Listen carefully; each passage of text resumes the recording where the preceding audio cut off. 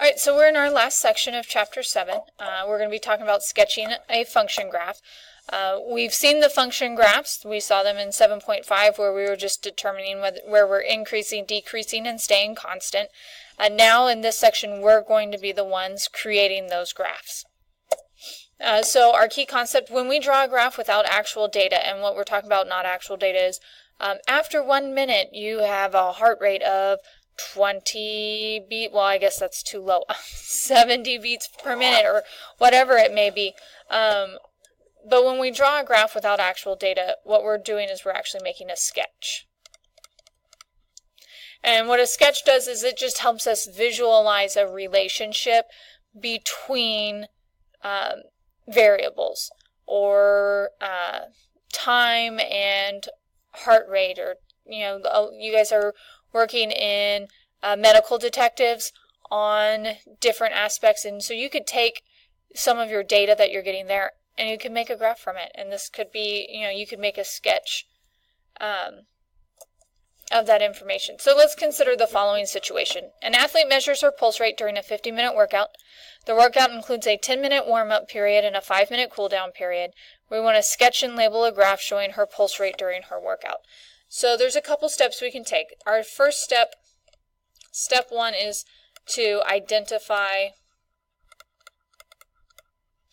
our variables, the two variables that we're relating. And so for us, it even says down here, sketch and label a graph showing her pulse rate during her workout. So, and then in it, we're talking minutes, right? We have minutes all the way through here. So we know that we're going to have time, which we're going to call T, and our pulse rate, which we'll call R.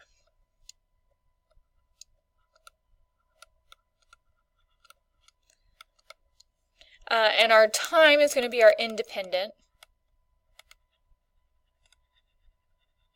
which means our x-axis, whereas our pulse rate depends on how long we've been exercising, and so this is going to be our dependent, which means our y-axis. All right, so that's step 1. Identify our two variables. What are the two things we're comparing? Step 2 is that we're going to look for keywords.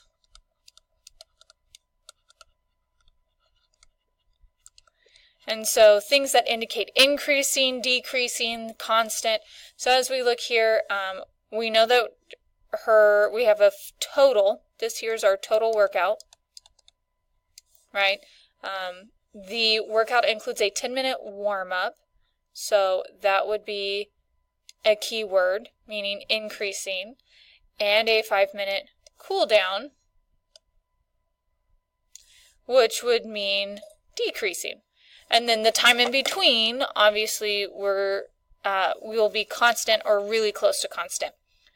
But that allows us to know that, and let's sneak in here, increase, and over here, decrease.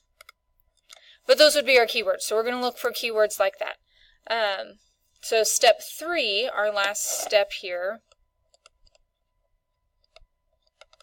is to sketch and label. Now, in order for us to sketch and label, we need to know how much of this 50-minute workout is that constant pulse rate. And so I know that I have the total time. So total time. And we're going to subtract our warm up plus cool down.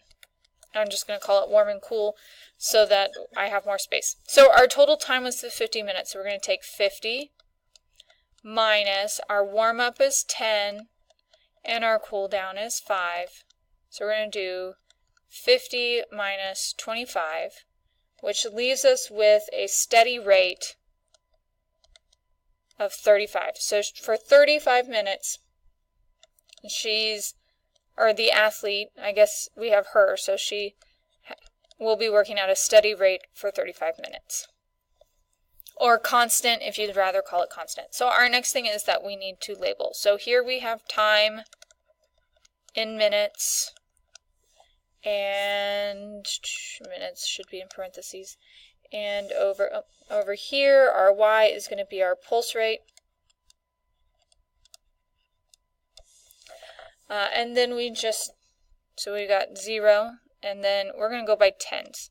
So 10, 20, I'm going to pause so I'm not wasting time and get the rest of this labeled. Alright, so I'm not going to label my y-axis, or in this case R because we're talking pulse rate, because I don't know what our actual pulse rates are. But I do know my time.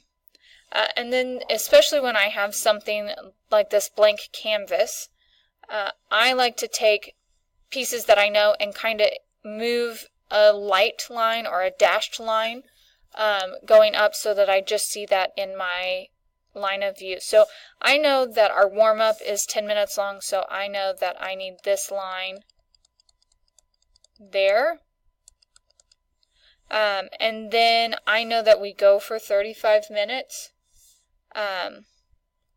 So this would be 10, 20, 30, so halfway in between here is going to be our 35-minute mark. And so I'm just going to mark that for as I'm drawing. And then of course we end after 50 minutes, so I'm going to do my best to kind of, and notice how it's light, it's just so that I can see it as I'm drawing. Now, let's keep in mind, our pulse rate is only 0 if we are dead, and we're not dead. She's not dead. So we're going to put our pulse rate up here, where we're going to start, and then I'm just going, our warm-up is going to go to there, and remember it's a sketch, so it's not going to be perfect. And then at the 10-minute mark, I know we start a steady, and we're going to try to make this as straight as possible. Sorry, a steady workout for approximately 35 minutes. And then after our 35 minutes, we will decrease, don't end show,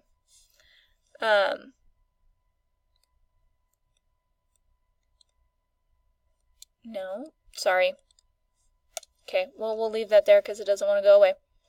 We will decrease back to approximately our beginning.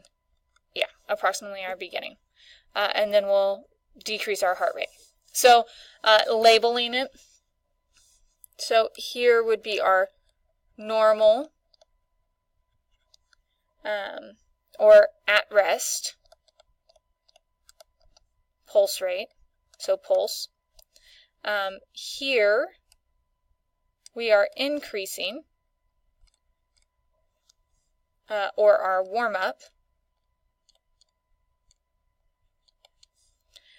Here is our steady rate.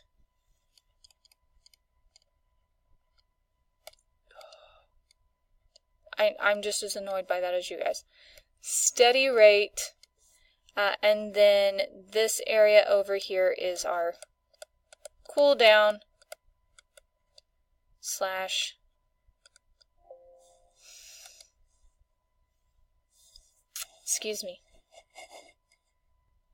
slash decrease.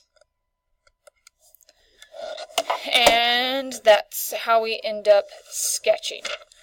And we'll do a couple more examples in the next video, because this one's getting long.